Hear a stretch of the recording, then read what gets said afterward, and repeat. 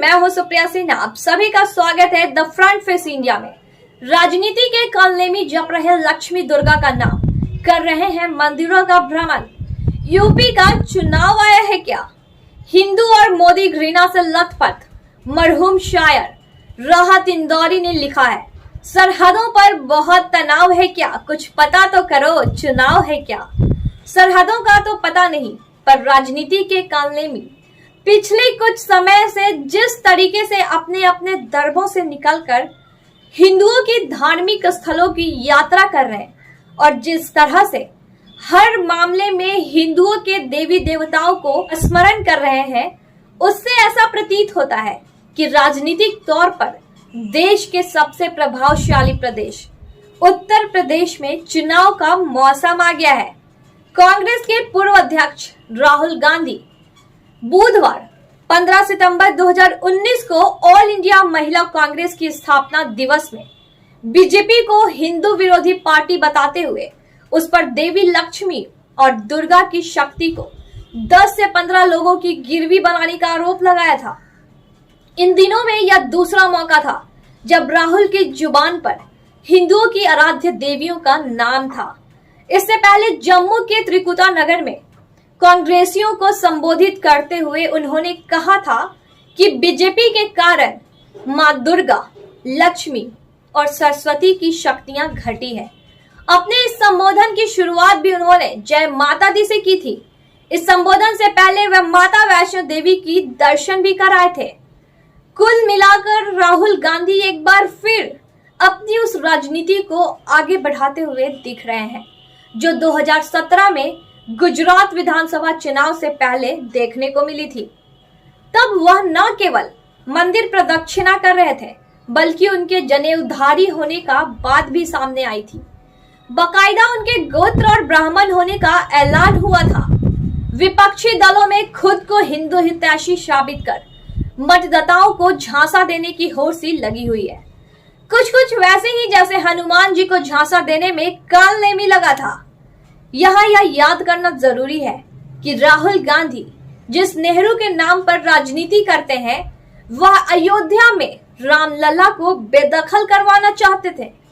वह जिस कांग्रेस पार्टी के नेता है, उसके पाले पोसे इतिहासकारों ने राम जी के अस्तित्व को नकारा था। यहाँ तक कि कांग्रेस के नेतृत्व वाली सरकार सुप्रीम कोर्ट में राम के काल्पनिक होने का हवाला तक देकर आई। उनके सरकार के प्रधानमंत्री रहे मनमोहन सिंह ने इस देश के संसाधनों पर बहुसंख्यक हिंदुओं के अधिकार को खारिज करते हुए अल्पसंख्यकों का हक बताया था। कुछ महीने पहले जब अयोध्या में राम मंदिर निर्माण के लिए देश भर में निधि जुटाने का काम चल रहा था, तब भी कांग्रेस नेता विष वमन से परहेज नहीं कर रहे थे। ऐसे में यह सवाल तो उठता ही है कि अचानक से कांग्रेस को हिंदू और उनकी आस्था इतनी प्रिय क्यों हो गई? क्या उत्तर प्रदेश में अगले साल विधानसभा चुनाव से इसका कोई रिश्ता है? ऐसा नहीं है कि चोला केवल राहुल गांधी ने बदला है। दिल्ली के उप मुख्यमंत्री मनीष सिसोदिया, जो कभी राम जन्मभूमि स्थल पर यूनिवर्सिटी बनाने के पैरोकार थे, वह भी इस मौसम में अयोध्या हो आए हैं। उनके साथ ही राज्यसभा सांसद संजय सिंह कुछ समय पहले तक राम जन्मभूमि ट्रस्ट पर जमीन घोटाले का आरोप लगा रहे थे और अब गले में राम नामी तथा माथे पर चंदन लेप खुद को राम भक्त साबित करने में लगे हैं। राम मंदिर आंदोलन के दौरान कार सेवकों पर फायरिंग करने वाले नेता भी अब अयोध्या को चुनावी लॉन्चिंग पैड की तरह इस्तेमाल कर रहे हैं। जी हाँ, हाल ही में समाजवादी पार्टी के नेता नरेश उत्तम पटेल अयोध्या में खेत बचाओ रोजगार बचाओ अभियान में शामिल हुए थे। हालांकि समाजवादी पार्टी के वरिष्ठ नेता अभी भी अयोध्या से दूरी ही बना रहे हैं। इसका एकमात्र कारण मुस्लिम वोट है। योगी आदित्यनाथ के यूपी के मुख्यमंत्री बनने के साथ ही राम मंदिर निर्माण का रास्ता भी साफ हो गया था।